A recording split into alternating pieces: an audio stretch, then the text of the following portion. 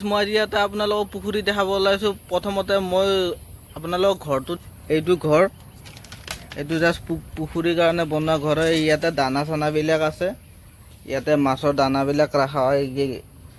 আৰু ইয়াতে এজন মানুহ, দুজন মানুহ যি পাৰে শুব পাৰে, কামৰখীয়া মানুহ এজন যোনে পুখুৰী ৰখে, মানে সেইজনে।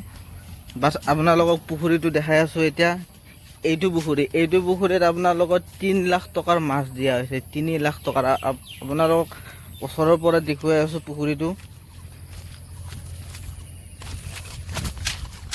এইটো জাষ্ট পুখুৰী। আপোনালোকে মাছবিলাক চাগে দেখিছে কিমান মাছ আছে, পুৰা একদম ঢৌ দি আছে মাছবিলাক। পুৰা 3 লাখ টকাৰ মাছ আছে ইয়াতে।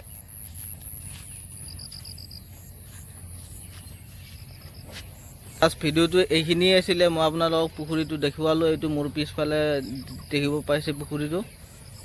বাছ, ধন্যবাদ।